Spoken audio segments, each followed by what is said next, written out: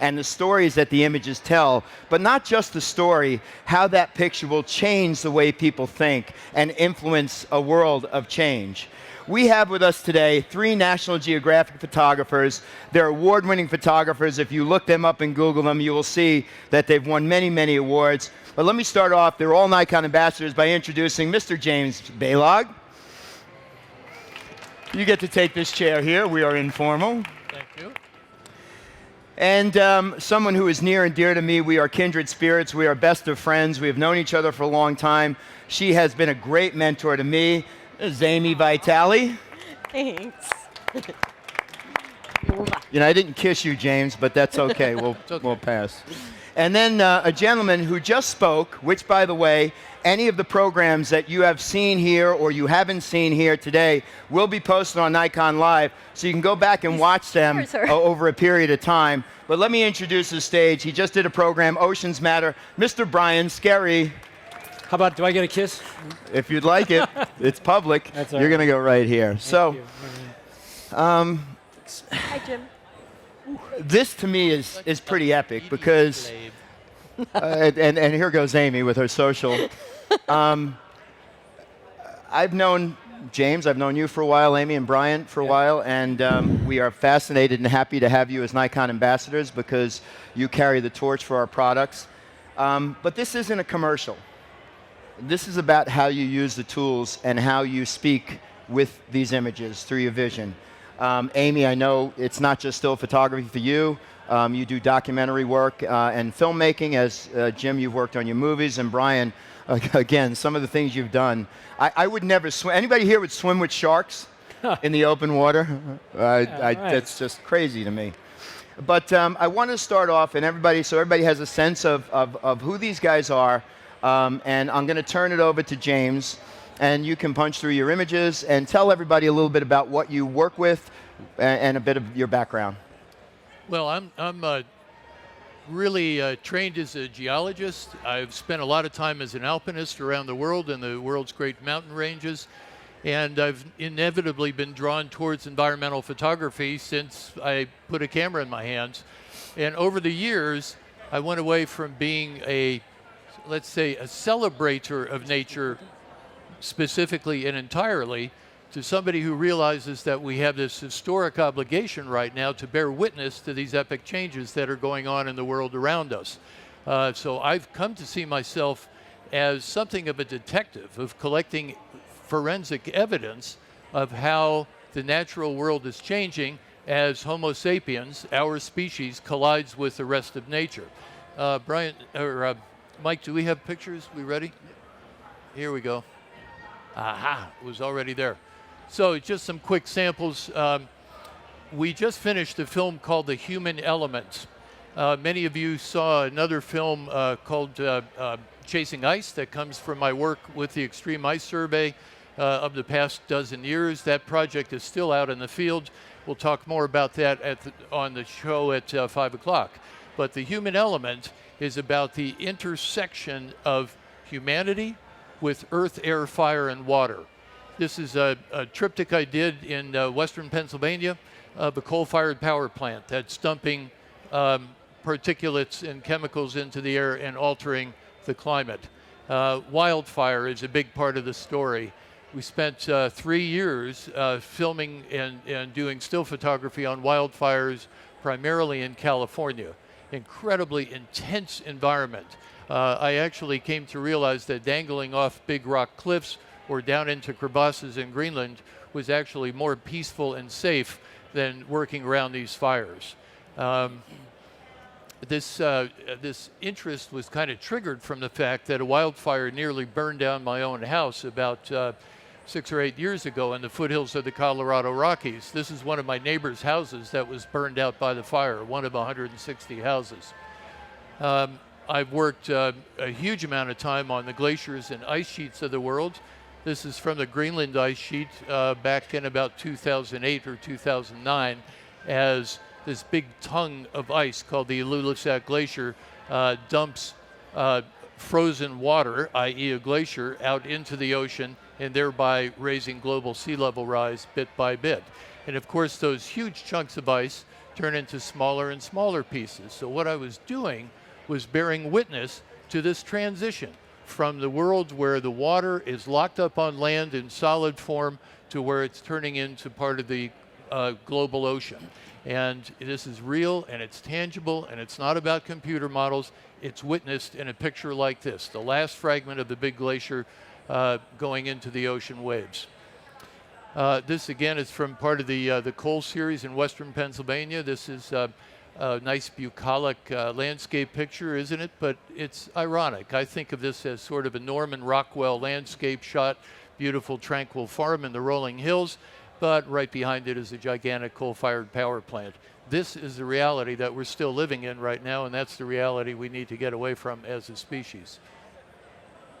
And some remains of coal mining equipment. And I say all of this about coal mining from the perspective of my own grandfathers were both coal miners in western Pennsylvania. And I had never fully comprehended the importance of that family lineage until I started working on this part of the project. And of course, the seas are rising, and the world that the children of today will know when they're grown-ups like us will be very different, because the boundary line between the oceans and humanity on land will have changed, both vertically and horizontally. A town in Chesapeake Bay that floods on the high tides several times a year, every September, October, and November as the annual high tides come up.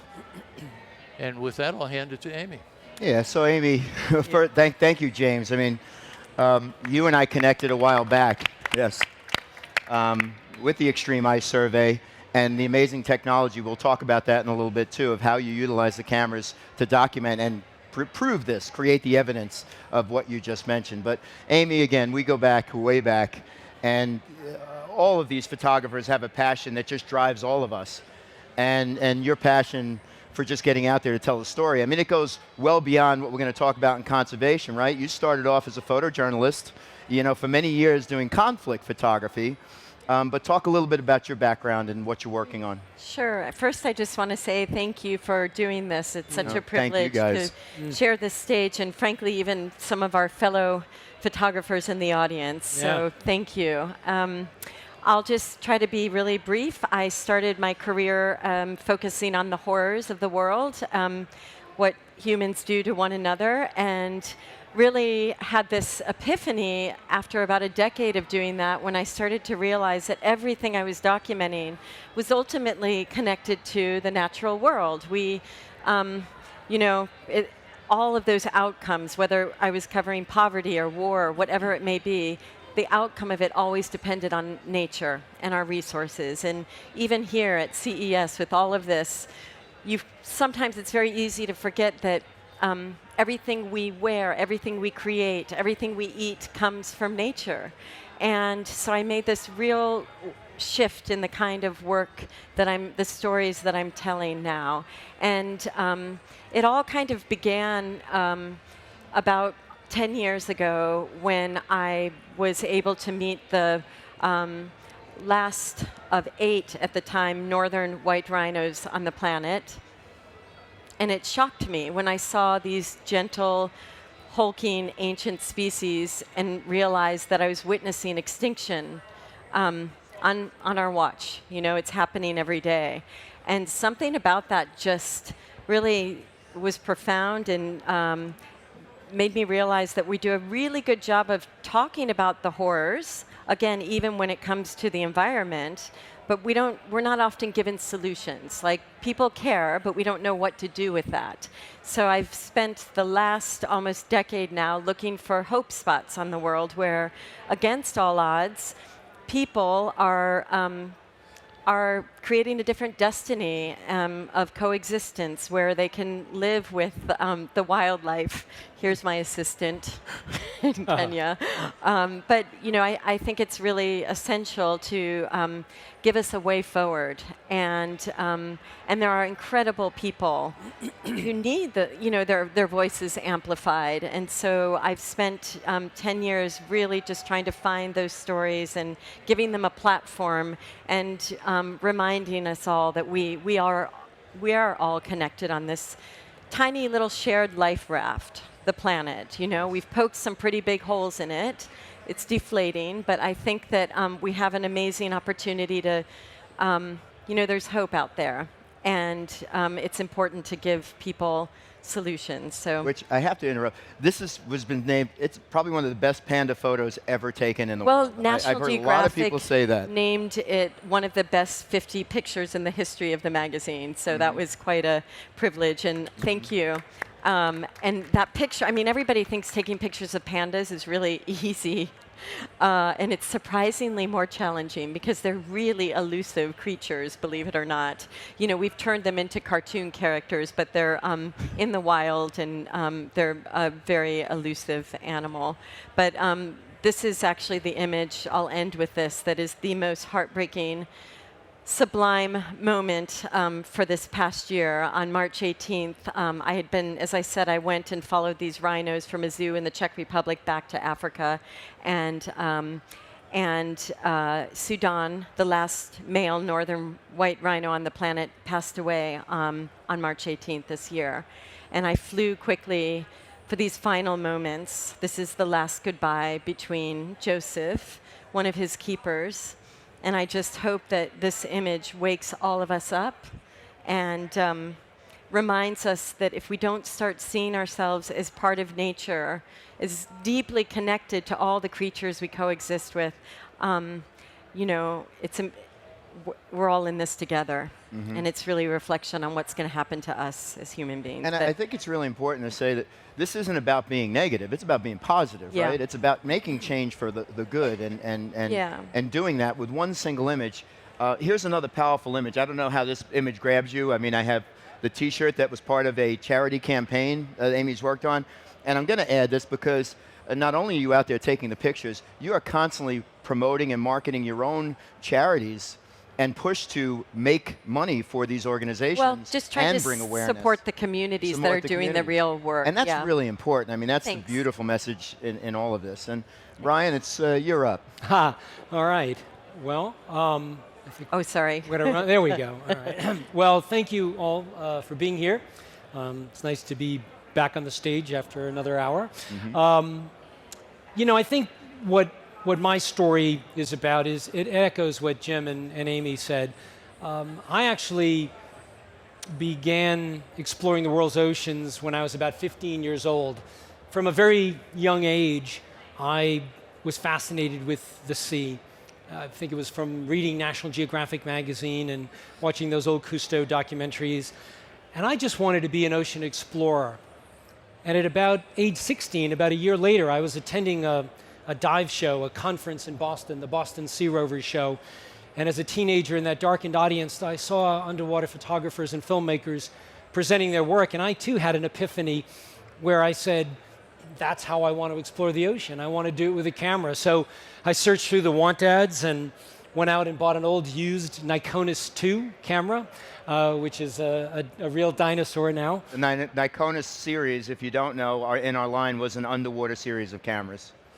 Yeah, and taught myself how to become a photographer. Then I went to college eventually, studied photography, photojournalism, filmmaking, and so forth, and then sort of had to carve a career out as an underwater photographer. You know, contrary to popular belief, you can't just come out with a degree and hang a shingle on the door and people are, you know, coming to you for business. You have to kind of make your own way.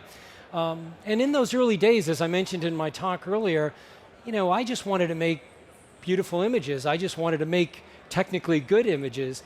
But there really has been this evolution in my work in the sense that over those decades, I began to see so many problems occurring in the world's oceans, things that just weren't apparent to most people. You know, unless you were able to dive, slip your head beneath the waves on a regular basis, you might not know about these problems. And as a journalist, and, you know, somebody who cares about the subject, I felt this sense of urgency, sense of responsibility, and a sense of urgency to tell stories about the problems as well. Ultimately, I realized that people will protect the things that they love, and we have to get them to care. You know, at the end of the day, that's really what it's about. It's about making pictures and telling stories that that get at those emotional issues that will resonate with people viscerally. And that's what I certainly try to do in the ocean. As I mentioned also in my earlier talk, we very much live on a water planet. We see it from this terrestrial point of view because we are terrestrial creatures, but yet it is a water planet. 72% of the Earth's surface is ocean, and 98% of the biosphere, 98% where life can exist on planet Earth is ocean. So it is in our best interest to explore the world's oceans, to understand it, and to protect it. Every other breath that every one of us takes comes from the sea. Any land-breathing animal that breathes air, more than 50% of the oxygen we get comes from the ocean. It's the greatest carbon sink on the planet. It takes in all the carbon that is produced and gives us back oxygen in the way that rainforests do, but on a much grander scale. And yet, it's dying a death of 1,000 cuts. Today there are 50% less coral reefs in the world. We've lost half the world's coral reefs. We've lost 90% of the big fish in the ocean, the sharks, the billfish, the tuna, because we've taken them all. They didn't just vanish. We extracted them from the ocean.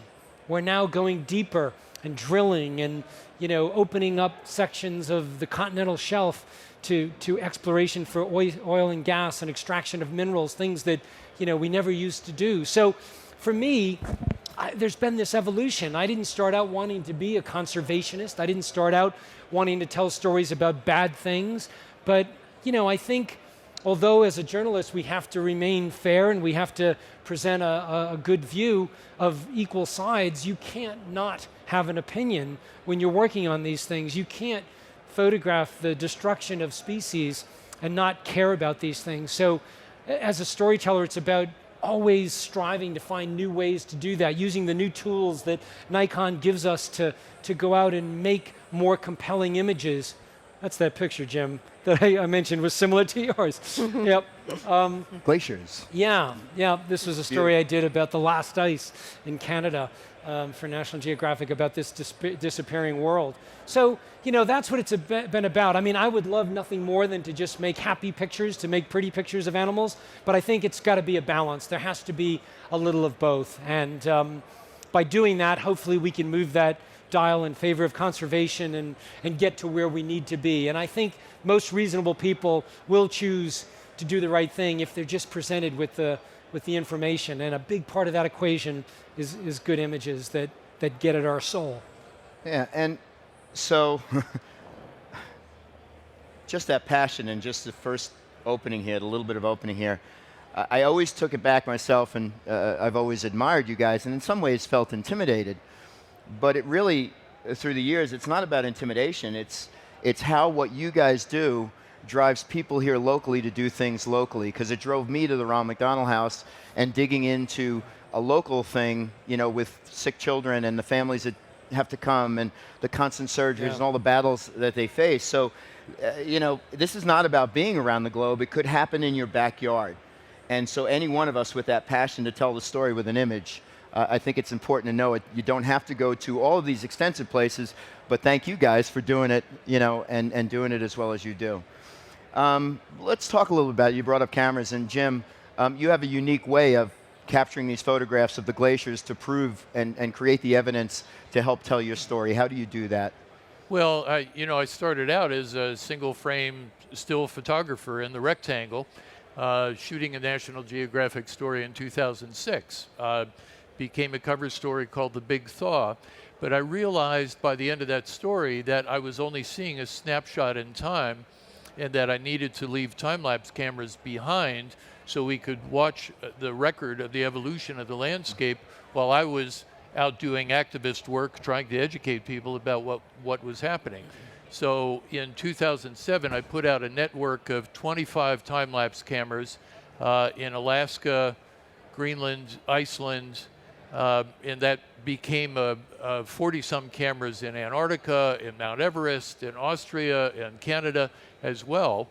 And we've watched the world change through these time lapses. And it started out as Nikon D200s, which, by the way, are bomber cameras. You guys should still make those, but you don't. It's okay. I have to forgive Still working. Yep, still working. They were D200s in weatherproof housing, solar energy collecting the power to drive the cameras. And they've been out there now. We just finished our 12th field season. And we've gone through 2 other model iterations beyond the D200. I'm not even sure what we're using right at this moment. Right. But the cameras are out there through minus 40-degree temperatures and rain and 150-mile-an-hour winds, and they still work out in these abject conditions. And that's not an ad for you. It's a statement of the reality. That's fascinating, too, because what James and the crew did was they took our technology, they took a camera, you went into that camera, you worked within the firmware of the camera, and then using a solar panel kept the cameras energized, and that in itself is fascinating to know that you have left these cameras behind. How long do you leave those out there before you go back and collect the images? Well, we go back basically once a year in most cases, and then physically download the pictures. The other thing we've done in the way of camera modification is when I was working on wildfires, I realized that I wanted to see pure heat. I wanted to see white. I wanted to see past the orange of the flame.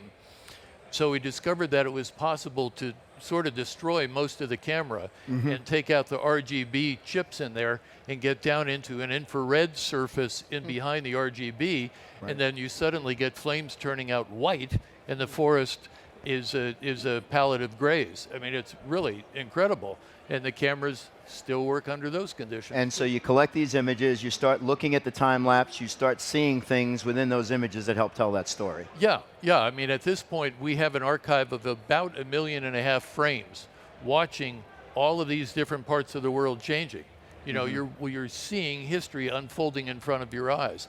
And for us as terrestrial mammals, we typically don't think that really monumental, epic environmental change can happen in our lifetimes. You know, you always think of these things happening a long time ago before you were here, or they will happen a long time in the future after we're gone. But there is big change happening right now, and the cameras are catching it. Yes, that's amazing. So Amy, I remember when we spoke on the phone about you getting prepared with this white rhino project, and you know how you were going to follow this white rhino. Talk a little bit about how you prepare for something like that, and then how that grew. And I would love for you to talk a little bit about the pandas and what you were doing with the Chinese government. What do you do to prepare to go on the road? Oh, well, there's all the, you know, logistical things that you need to work out. But I guess in terms of gear, I actually have to work really lightly because I pretty much work on my own in most situations. Although when I'm making films now, I have a sound person with me and maybe somebody else to help. But I'm kind of a one-woman show, so I need everything to be light and kind of cover a wide range of things. And basically, I just need my gear to kind of disappear a little bit. I mean, it just needs to work. And that is ultimately the best kind of gear, because I need to create intimacy quickly with my subjects, whether it's humans or wildlife, whatever it is. I need to kind of get in deep very quickly. And if you're kind of fumbling around and worried about gear issues, that's a problem. So yeah, it's just basically I'm super simple. I don't take much. And most of the biggest challenges are working with communities or governments. I mean, those are getting access. Getting access is the most essential thing to any story. And that really takes years of commitment on one particular story so that they know me, they trust me, and I get invited in. And that's particular, like pandas, by the way, it's treated with kid gloves. They're China's most precious animal, and getting access to that story was basically involved dressing up as a tree to show empathy to this little panda that was being released into the wild. And the head of the panda program, was so surprised that I was trying to be empathetic to this little bear, and basically gave me a hug and told me I would get to hold 2 baby pandas. And that President Obama, he only held one. I was going to say, Barack Obama only held one. So I knew I had my in at that moment, and it's sort of seizing those moments when you know you've gotten somebody's heart and that they trust you, and then going in and trying to really push to get access. That's really And the I hardest think part. trust is so important because the trust allows you to come back. Yeah. And if you create that lack of trust, I would doubt very much that anybody would let you back in. So it does prevent you from telling that story. So I think that's Trust is relationships have got to mean a lot. I mean, so that last image of Sudan dying, I was the only photographer there because they called me up knowing that I cared so deeply and had spent 10 years telling that story. So that's what access means, spending a decade on one story. Right. Brian, let's go over to you. I can imagine that you really don't pack light No, at just times. And, kind of the opposite end and of what the the airport spectrum. situation must be like for you and Yeah, it's- excess baggage and all that stuff. Yeah, Talk a they little bit love about me how at you prepare and TSA. what gear you bring. Right. So in many respects, I'm at the opposite end of the spectrum from Amy, but not always, and I'll explain that in a moment. But when I'm getting ready to go, I mean, my preparation starts sometimes a year or more in advance. All of the stories that I do, I suppose, like my colleagues here, are stories that I come up with the idea. They're my proposals. If it gets approved by National Geographic, then I get to go do it. But I've done, maybe a year of research. I'm trying to figure out where it is I need to go, who I need to work with. Many times it's researchers, scientists, what boats I'm going to charter. Do I need a helicopter? All the sort of nuts and bolts and the logistics of that. And then what time of year to go, the best visibility, and is it photographable? Many of the things I'm trying to do maybe haven't been done before, so I need to figure out if I can even get close to these animals. And as I mentioned in my earlier talk, I don't have the luxury of a terrestrial wildlife photographer. I can't sit in a camouflage blind or wait for a very long period of time with a 600 millimeter lens. I have to get in the water and only stay underwater as long as the air supply on my back will last, and then get within a few meters or a meter of my subject. So it's a testament to the animals that allow me into that world, but it's a lot of planning as well. So when I go in the field, I typically might have 20 or 25 cases of equipment. Right. But when I jump in the water, it's one camera. Right. And that's it. So in many respects, it's a very old-fashioned way of doing it. When I used to shoot film, I had one roll of 36 frames, and it was inside an underwater housing, and I couldn't change film. I can't still change lenses. So in that respect, it is similar to what Amy did in the sense that I'm very light underwater with just that one housing. But it's all about research. It's all about trying to parachute into the world of scientists who've dedicated their lives to understanding these animals and sort of standing on their shoulders to leverage what they have done to be able to tell their story photographically. I can't imagine there wasn't a moment where the oxygen tank is running down and there's a picture that needs to be made and you're right on the edge of making it and you have to make that decision, do I go up or do I make this picture and hang here a little bit longer? Yeah, is there anything that... The dive professionals in the audience wouldn't like to hear it, but yeah, I mean, I've certainly pushed it to the point where I was sucking on an empty tank, I'm sure. So, but, we all take risks. That's probably the least of them. Which brings up to me a question about the challenges that you guys face. I'm sure there are quite a few. James, in these setups, I can't imagine you just put the camera out there and it always works. What are some of the toughest challenges that you face? Actually, the toughest challenges seem to keep getting worse over the years. I get more and more complicated, expensive projects, and it's really the expense that's the big deal. I'm happy to deal with helicopters and storms in Greenland and wondering where to go. The grinding challenge is the economics of this. And on this latest film, The Human Element, which, by the way, will be having its formal commercial release on iTunes and about 8 or 10 other platforms on January 29th. The Human Element, and I'll show the trailer for it at 5 o'clock in the show. But that's an aside. The Human Element was a multi-million-dollar film to make, and I had to find all of those donations to make that film. And so that really works on you all the time. And I would agree totally that, the cost of doing what we do is exorbitant these days, and field time is so precious. I mean, to get those special moments in nature, you need time.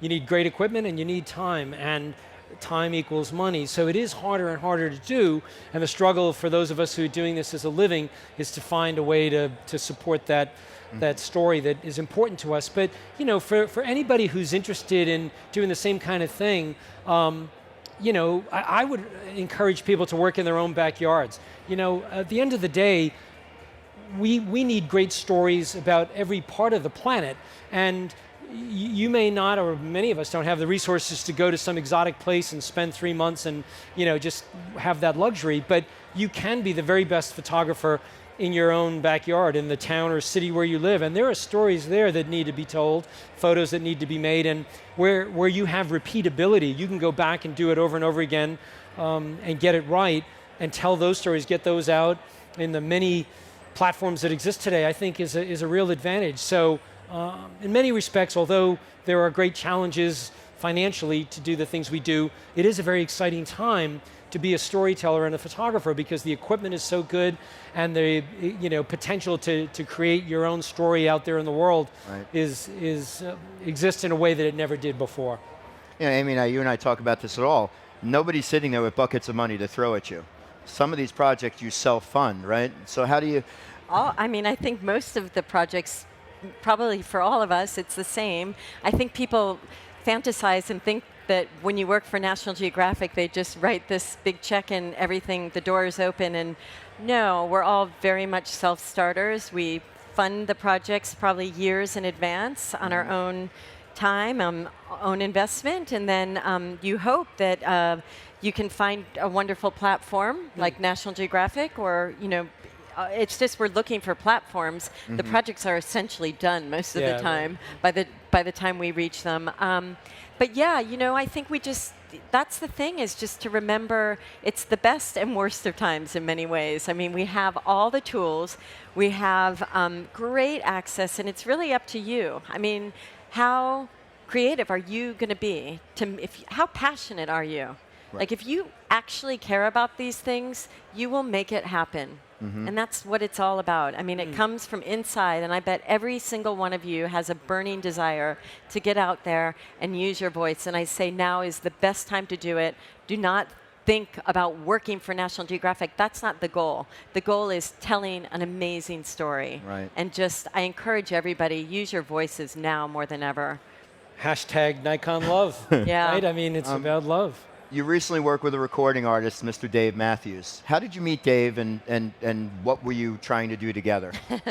So I was at Standing Rock in the middle of a blizzard, covering the protest, and met Dave Matthews, and also knew that he has a profound love he comes from South Africa originally, knew that he cares about rhinos in particular, and then I got stuck in a blizzard for 10 hours, and by the end of 10 hours, convinced him to come to Kenya with me and help me launch this campaign. And I mean, it's really a testament to him and his incredible heart. And he was all in, and really, there's a film online, and we did a whole campaign where over 25,000 people ended up donating, and we probably funded a year of running this brand new elephant sanctuary that's totally owned and operated by the indigenous community. So yeah, I think it's just not being afraid of and taking advantage of every opportunity, and knowing that we all are in this together. Just using every chance you got. Well, if you had gone to any Dave Matthews concerts during the last tour, your video was playing during the show. And he did an exhibit, actually, a traveling exhibit, and at all of these he was programs, all in. and that's pretty amazing. Yeah. James, it's so amazing to have all of these amazing people here today, these photographers, because it's really hard to get you guys sometimes. And I just want to kind of bring a sense of reality here into the balance of life and all this. I remember once we had a meeting in New York, and I called you up and said, this is my family time. How do you balance all of this in being away, being in different parts of the world, your schedule, how often are you on the road, and how does it affect your home life? It's always a struggle. It's always a battle. I generally feel guilty pretty much continuously. Either I feel like I'm not giving my wife and my daughters enough, or I feel like I'm not giving my work enough. And I just am always, I'm just always surfing back and forth on the wave, trying to find some sort of place of stability. I'm talking surfing now because I'm literally just off a plane from Hawaii. I was up on a volcano shooting, and so I've got surfing in the head. But No, it's always a struggle. And it's not a perfect world, because at about 1:30 a.m., I got an email from James saying, I made it over from Hawaii. That's the good news. My bags didn't make it. I have no clothes. Right? Yeah. So you have the same right struggles off every one of us have. You know, it's never that easy. Brian, talk to me a little bit. What stories are you chasing now? What is it that you're really working on, and how far are you pushing?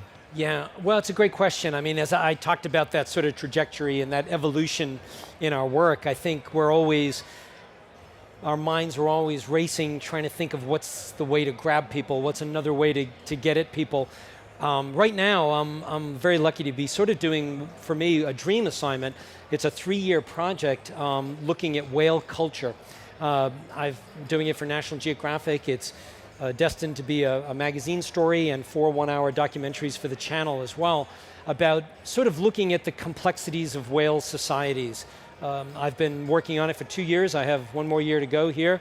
And it's based on, for me, a great interest in these animals and trying to find a narrative that would allow me to tell a story about multiple species. How could I do that and connect the dots? And the way I did it was by reading a lot of scientific papers in recent years that were talking about how some of the latest science is revealing these cultural aspects of their lives, that animals in the ocean, like whales, separate themselves by dialect. It's the neighborhoods of New York in the turn of the century where the Irish and the Italians were in their own little enclaves, and now sperm whales, it's discovered, have their own dialects, and they don't intermingle even though they're genetically identical, because they have their own language. Or there's parenting techniques that in some clans they babysit one way, and another clan they babysit a different way. They have feeding strategies. They have complex song, almost like an American Idol of the whale world, where they have a singing competition every year. So for me, it was about using photography, and through that lens of culture, helping folks to see the ocean in a new way. So I'm excited about it. Still have a lot of work to do, but that's what I'm into right now. Beautiful. Amy, where are you going from here? What do you got cooking, and what are you working on right now? I know. Oh, too many things. I actually was home for less than 3 weeks in the entire last year, so I'm pretty worn out. But I've got a few more projects. More collaboration is really what I'm interested in this year. Right. Working with the artists on trying to, again, capture the hearts and minds of people that are not our natural audience, because I think we are at this kind of critical moment, and we just have to use every opportunity to create the change we need right now. Mm-hmm. Yeah, James. Mike, I realized I gave you an incomplete answer. You were looking at work versus family life. There's another dimension to what Sure. Consumes my focus, and that is public education and outreach. I'm actually spending most of my professional time on public education and outreach, and that's lecturing, that's bringing the story of the film to different places. That blocks up most of the calendar right now for the foreseeable future, until that cycle runs out this spring, and then I'll get back to shooting more. But really, since the Extreme Ice Survey started in 2007, I realized that my biggest obligation to the world was public education, and creating pictures was actually secondary. So that has been a huge focus for over 10 years now. And I know that's what Amy does, that's what Brian does, that's what a lot of us in this environmental photography field do. One final point. Way back when, in the 80s, I was talking to my agent, Howard Chapnick, and to Cornell Kappa. And I said, look, you guys are totally obsessed with this concerned photography, photojournalism, black and white world, photographing war, poverty, famine, and the disadvantaged. Do you have any idea that there's a gigantic world of the same sort of conflicts going on in the natural world? There's something you should be focusing on called natural photojournalism. Right. And they were urban guys, they're traditional guys, and they both looked at me like, oh, I have no idea what he's talking about. Well, we and a number of others of our peers have invented what's essentially an entirely new field of photography over the past 25 years. Since I had can that imagine there's a conversation. lot of So selling that to people, like convincing them that what you need. it's less convincing than just showing up, than just having the pictures and say, boom, here it is. Having the You evidence. can't avoid that. Yeah, Having the and by the evidence. way, I just want to throw one thing out there. My pictures are much more than just cute little animal pictures. There's a Understood. lot more depth Oh, to it, and it absolutely. really is important to talk about the challenges. But I also think we need to give people real solutions. Yeah. And like shine a light, amplify those people who are on the front lines, really creating a different destiny and a way Exactly. forward. And so, you know, it's finding those stories. And yes, you talk about, you know, the horrors that are unfolding, but definitely we also have to give people answers. What do we all do? You bet. Solutions are a huge part of that equation. I mean, if there's no solution, what's the point, right? I mean, you might as well just end it now. But there are. You know, I mean, I think all of us would attest to the fact that we are seeing horrific things out there in the natural world. I've often said the ocean is dying a death of 1,000 cuts, you know, but it's not too late. We still have 50% of the coral reefs. We still have 10% of the sharks left in the ocean. You know, let's use photography and storytelling to reach those audiences, not just preaching to the choir, doing what Amy just said about reaching the non-traditional audiences.